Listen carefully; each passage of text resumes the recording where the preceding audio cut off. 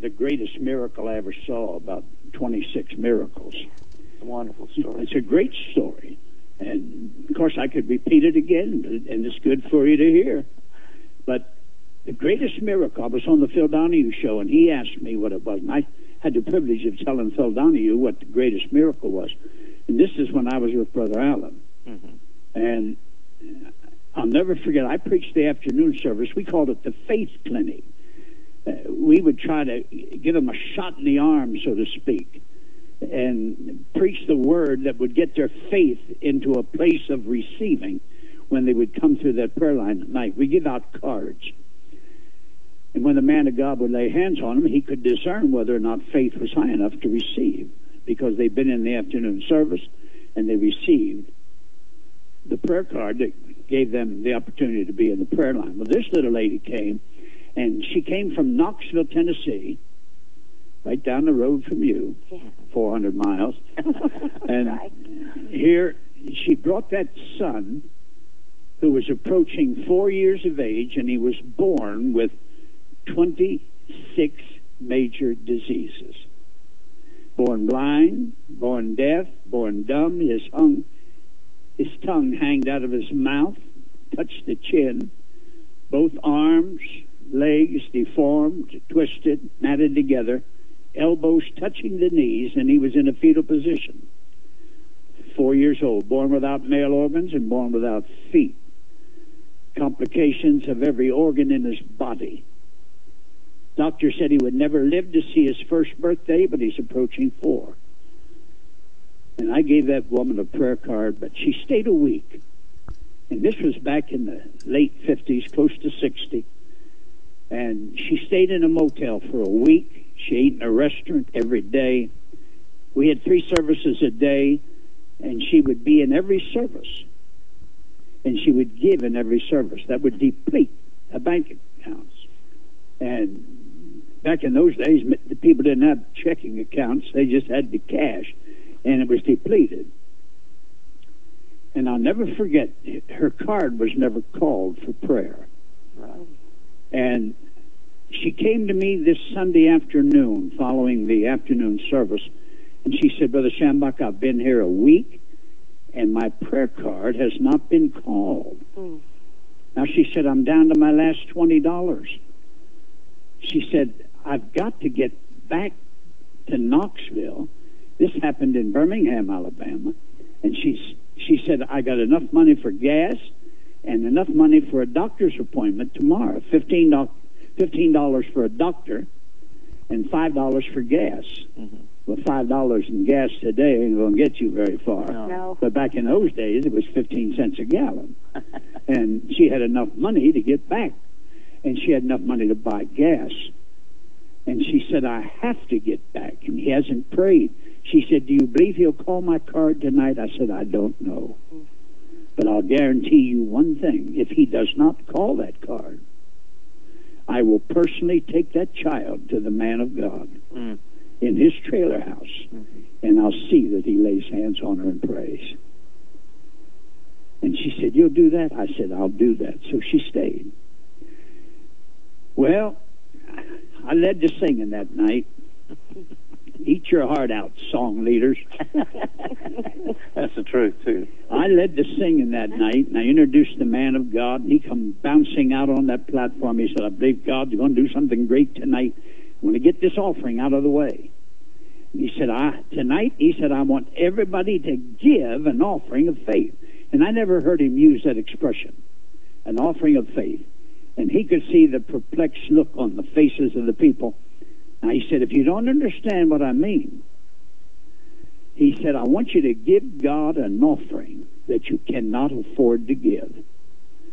Because if you can afford it, there's no faith attached to it. Right.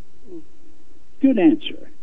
There comes back that faith and unbelief again. Mm-hmm. And just as soon as he said that, I saw the woman, the little baby, threw him into the arms of another woman, and she hit the center aisle and ran. Brother Allen was holding the offering buckets, and she threw something in the bucket. Turned around, went back. I was on the platform. I leaped off the platform, and I looked in the bucket. And and I saw a $20 bill. Now, she talked to me earlier that day, and she's the one that told me all she had was $20. And I went behind that platform, and I wept, Dean. Wept like a baby. I said, oh, God, I've been trying to preach faith to this woman for a week. But I said, please, Jesus, give me faith like I've just seen demonstrated. Well, he started to preach. About 15 minutes into his message, he stopped preaching. He said, I'm being carried away in the Spirit. Now, this is how God would use him, and that's why the cards were never called. And he said, I'm being carried away in the Spirit. And I said, here we go on another trip. I said, this woman is here with her baby. She needs a miracle, and he's taking flight. And I'm sitting there concerned about the baby. I mean, all week long, I've been waiting for this to happen. Did she give it all her money? Yeah, he gave her money. Her money's gone on the hotel bill, on restaurant charges, and in the offering, 3 services a day. And now she gave her last $20. She's broke, busted. That's it. No more money.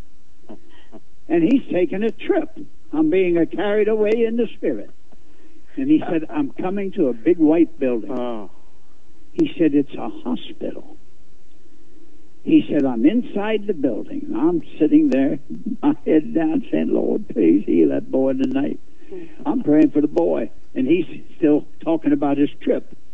And he says, I know where I am. He said, I hear all the babies crying. It's the maternity ward. And he said, I see a little baby was just born.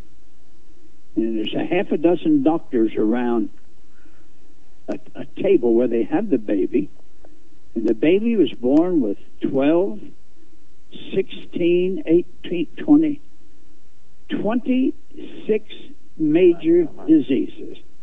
And when he said that, I come alive. Yeah. And I said, oh, He's on the my right track. Lord, tonight is that boy's night. Wow.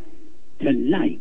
Here she waited all week. You know, we're living in a fast age. People want it now, now, now, now. But this woman waited a week, and she had the patience for it. And he said, the doctor, I hear one of the doctors saying the baby won't live, excuse me, to see his first birthday, but they're wrong. The baby's approaching 4. He said, not only does the boy have 26 major diseases, he has no male organs. He has another lady's with her, and they're getting in an old Ford. They're on a trip. The baby's in the bassinet. And he said, I see the Tennessee-Alabama border. He said, that car is pulling in on the parking lot. He said, woman, you're here tonight. Bring me your baby now. God is going to give you 26 miracles. Yes. I'll never forget this. She come a-running with that baby. And she hit that platform and put him into the arms of Brother Allen. He held the child. I love to tell the story. It didn't happen in my ministry, but I feel like I had a part of it anyway. Sure you did. And he was prancing across with that baby in his arms. Mama was standing on the far right of the platform with her arms stretched up, tears streaming down her face, just worshiping. She knew